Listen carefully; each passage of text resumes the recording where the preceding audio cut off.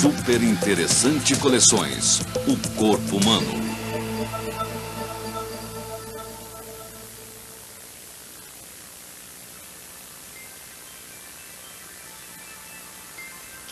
É mais sensível do que qualquer câmera. É tão individual quanto uma impressão digital. Pode revelar suas emoções secretas e, de fato, faz parte de seu cérebro. Este extraordinário órgão não só vê, mas também dá sentido ao mundo que nos cerca. Viaje agora com os olhos de uma artista plástica pela visão, em Super Interessante Coleções, o corpo humano.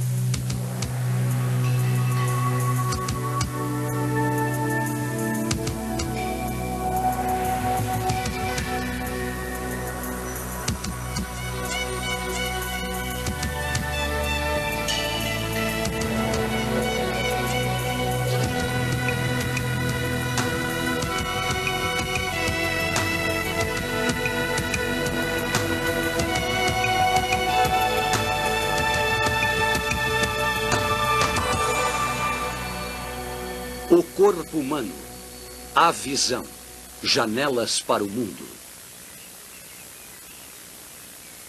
Toda manhã, os raios solares penetram nosso mundo, enchendo-o de luz. Como a maioria dos seres vivos, você é dotado de olhos e utiliza essa luz para entender o mundo ao seu redor. Quando você olha para uma cena ou um objeto, você é capaz de interpretá-lo rapidamente, por mais confuso ou complicado que seja. Você vê 4 objetos aqui? Um em cada canto da imagem? Claro que não. Evidentemente, é uma face humana atrás de uma janela. Caroline, nossa artista, usará essa habilidade quando começar a pintar. Mas Guy, que faz filmes, tem de usar uma câmera, e a câmera não pode interpretar nada. Ela só pode capturar uma imagem. Achamos que vemos imagens como uma câmera, mas os olhos e o cérebro estão fazendo algo muito mais complicado. Uma câmera grava cada detalhe, incluindo todas as mudanças de luminosidade. Mas os olhos humanos concentram-se apenas no que é importante. Por exemplo, a cor de uma laranja parece sempre a mesma. Na realidade, nossos olhos e cérebro identificam a cor laranja sob diferentes condições de luz. Você reconhece uma banana em parte por sua cor, em parte por sua forma. Se você desenhar uma tigela de frutas, procurará margens, formas, texturas e sombras. Você primeiro visualiza, depois analisa uma cena com todas as suas características. Uma câmera não pode fazer isso. Enquanto Guy grava seu vídeo sobre a maneira de uma pintora trabalhar, sua câmera simplesmente capta a imagem em uma fita. Os nossos olhos é que farão a análise final. Como artista talentosa, Caroline tem um olho aguçado para a composição.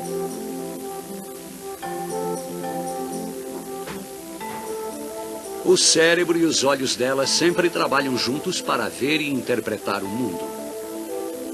E é também por meio dos olhos de Caroline que muitas vezes as outras pessoas percebem a sua personalidade. Nossos olhos são uma janela para nossa inteligência, nossa consciência. Muitos dizem que é a janela da alma. Eles certamente revelam o foco de atenção de Caroline, mas também mostram quando ela está cansada ou distraída. Eles exprimem nossas emoções, nossos sentimentos de alegria, de raiva ou tristeza.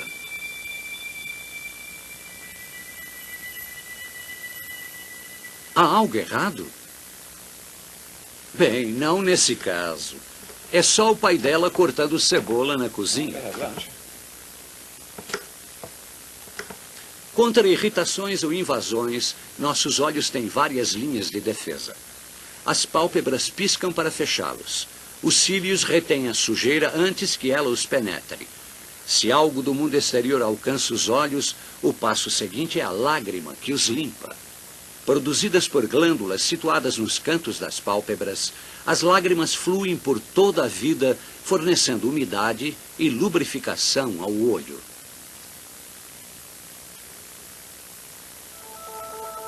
Outras glândulas na pálpebra inferior produzem óleo. Esse líquido especial forma uma camada fina e suave que protege toda a superfície do olho.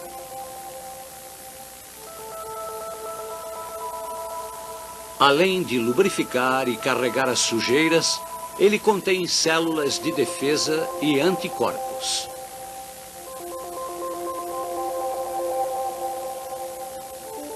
Nossas lágrimas raramente transbordam. Em vez disso, este pequeno rio varre células mortas, sujeira e até pequenos pelos em direção ao canto interno do olho, onde se abre um buraco minúsculo que drena tudo para o interior do nariz.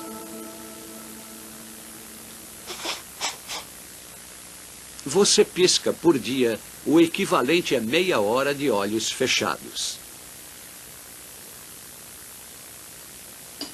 Caroline, satisfeita com seu esboço, passará agora para a tinta a óleo.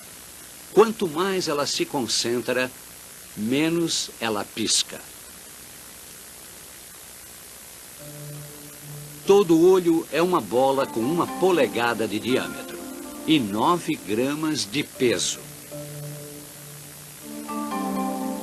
Sua rotação é comandada por uma combinação de 6 músculos.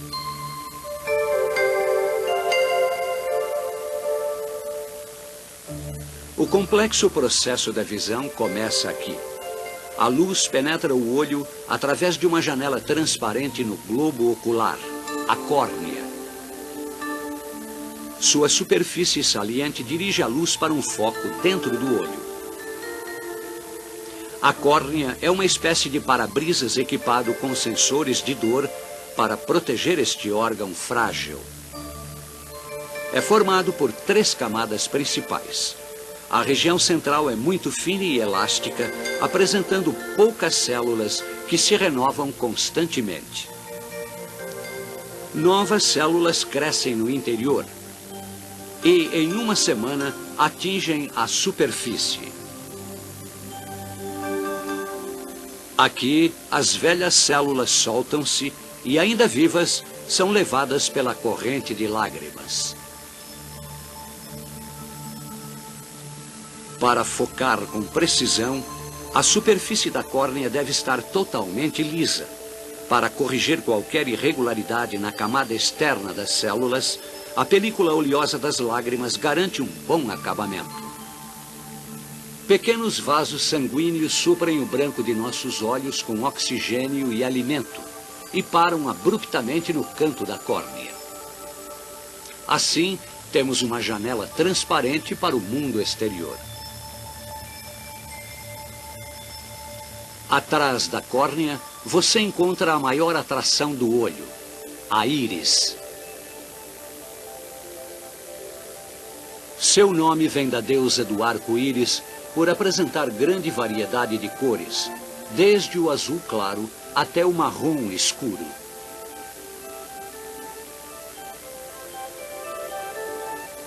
As cores são herdadas e não afetam o modo como o olho trabalha.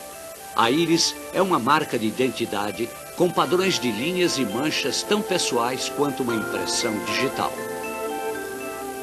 Aos olhos de um microscópio, a íris é uma obra de arte moderna.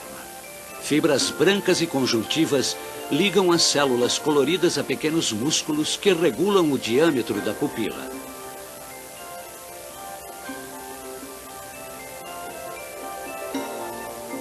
Ela aumenta quando está escuro e diminui quando a luz é brilhante. As emoções também podem influenciar a pupila. Ela fica imensa quando estamos apaixonados. Olhando através de uma pupila dilatada, apenas parte da visão fica nítida. Ao acender uma luz, a pupila diminui de diâmetro e os objetos no campo visual tornam-se focados. A íris é envolta por um fluido claro. Produzido por glândulas situadas atrás da íris, ele flui o tempo todo para alimentar partes do olho que não têm suprimento direto de sangue. O fluido corre através da pupila para banhar o interior da córnea. Atrás da íris, ele lava a lente do olho, o cristalino. Visto de dentro do olho, olhando para o exterior, está o cristalino, fino, amarelado, preso por fibras como uma roda. Todo cristalino é envolto por um anel muscular. E esse músculo pode se comprimir e alterar sua forma, regulando o foco. O cristalino se torna mais curvo e espesso quando você foca de perto algum objeto. Infelizmente, a perfeição deste mecanismo não costuma durar a vida toda. Quando envelhecemos, as células no interior do cristalino começam a morrer. Congestionado por camadas mortas e inflexíveis, ele endurece. Depois dos 45 anos, muitos de nós temos dificuldades em focar objetos próximos. What's next? I'm just putting in the shadows here, just to give some form. What do you use for that? Payne's Grey and Mauve. O pai de Caroline tem mais de 45 anos. Put some glasses on. Okay, so it's mauve, blue shade it says, right, okay, blue shade. You can see the picture better now too. Caroline ainda é jovem, não tem dificuldades em focar a sua pintura.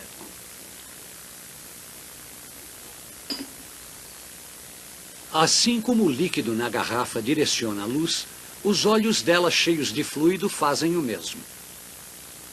Quando ela olha para um objeto, a luz se dirige para o olho, passando pela córnea, pelo cristalino e por uma gelatina transparente, focando-se na retina. Trabalhando sua pintura, Caroline não tem consciência desse estranho fenômeno. A imagem chega invertida na retina.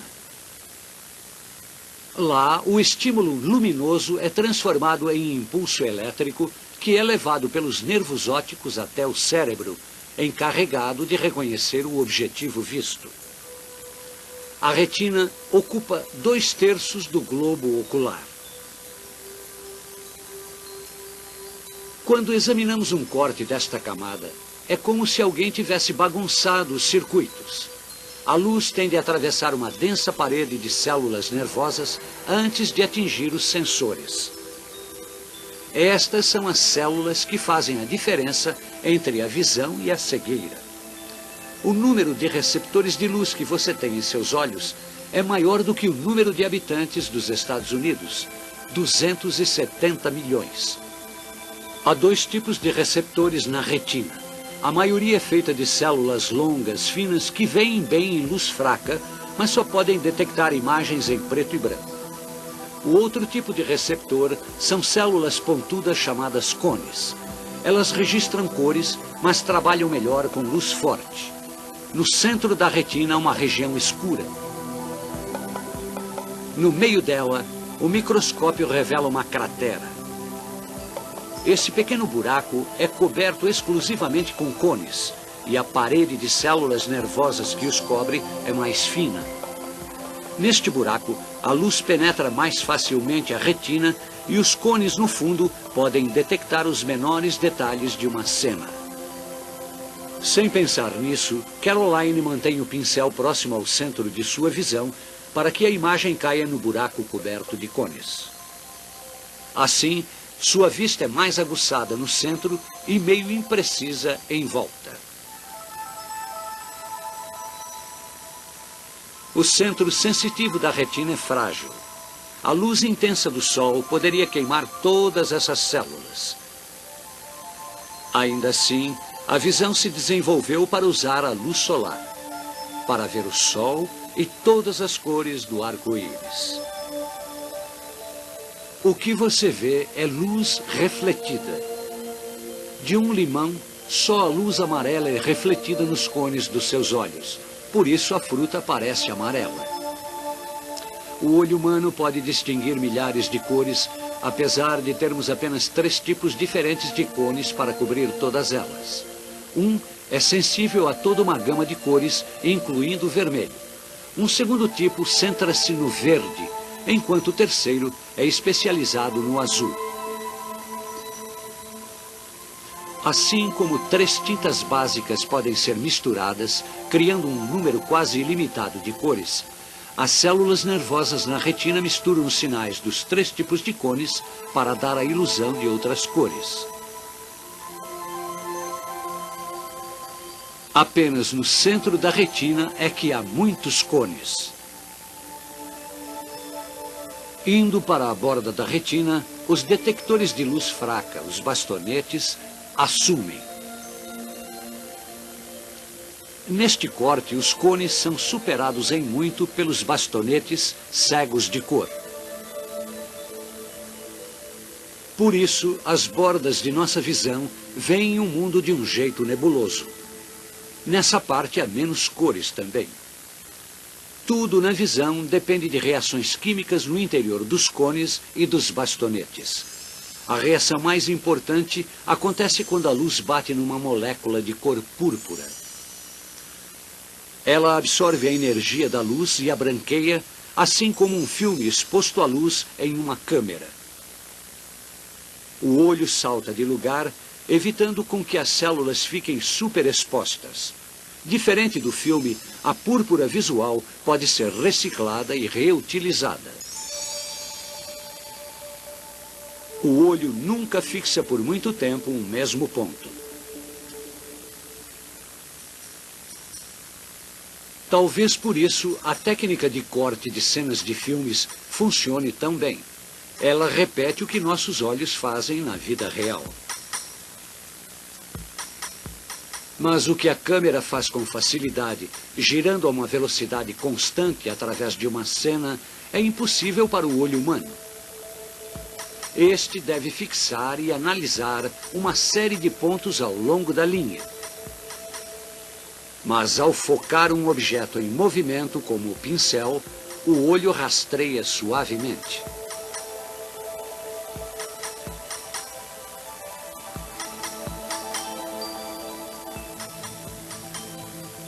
Dentro do olho, bastonetes e cones transformam a luz em sinais elétricos que fluem através de uma rede de nervos. Mas todos esses nervos são mais do que apenas fios carregando mensagens ao cérebro. Como uma vasta rede de computadores, eles analisam os sinais para determinar onde estão as linhas e as bordas do que vemos.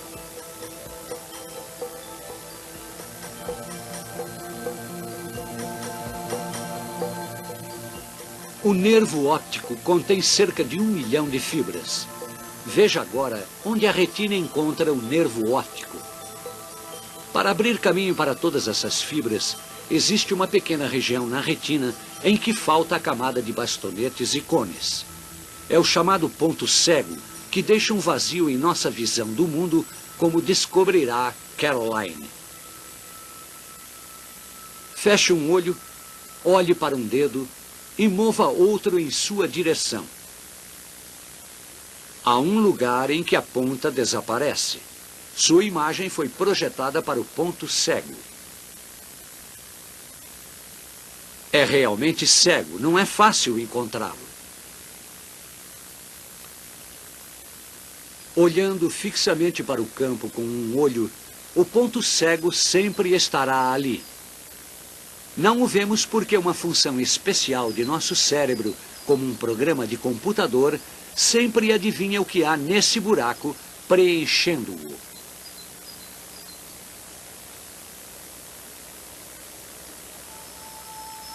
Outras funções no cérebro ajudam a medir velocidade e distância.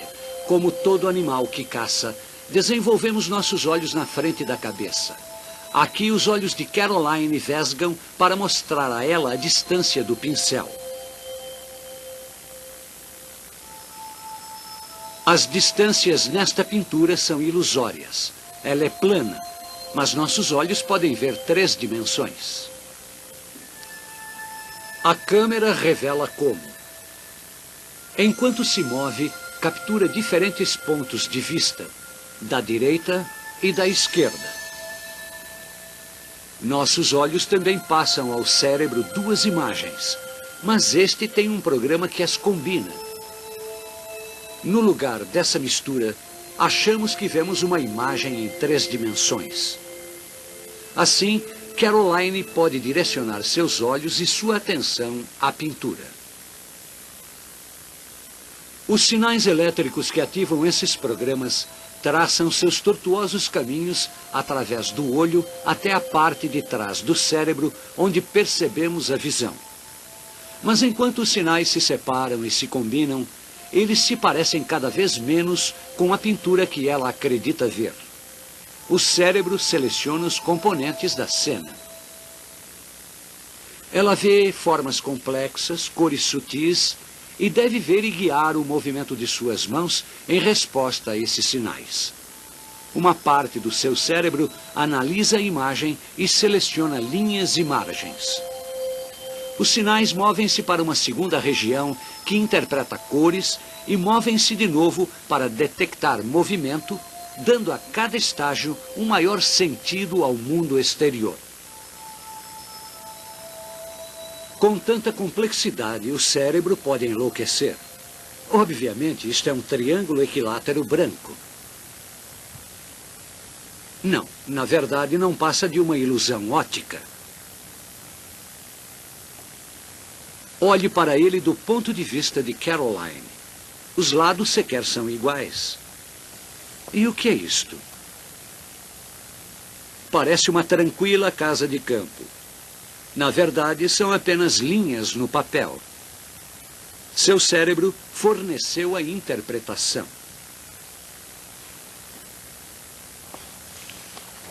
Isto é um vaso ou são 2 rostos?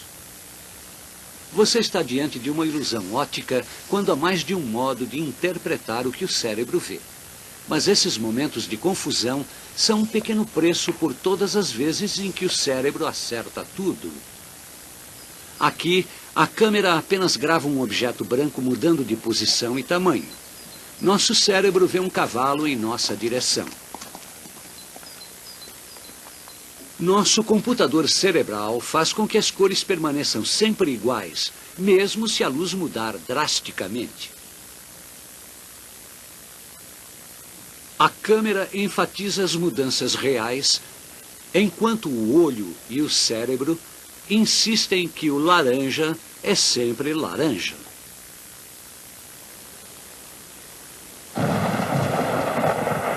Vimos que a percepção visual envolve sinais elétricos que passam por diferentes partes do cérebro.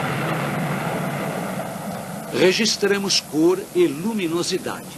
Detectamos movimento, identificamos formas e avaliamos distância, velocidade e tamanho. Vemos em 3 dimensões quando a retina separa a imagem em 2. O cérebro preenche o ponto cego e limpa o quadro. Quase num piscar de olhos, ele cria o que acreditamos ver. That it? E nossa artista sabe com absoluta certeza quando terminou de criar a ilusão da fruta. Diferente da lente da câmera, nossos olhos veem o mutável mundo à nossa volta por meio de um filtro de aprendizado, julgamento, conhecimento, memória e experiência. Dizem que a câmera nunca mente, mas talvez o olho o faça. Os olhos dizem mais do que precisamos para saber sobre o mundo que nos cerca. Okay, out it comes. Talvez a maior parte da visão seja ilusão.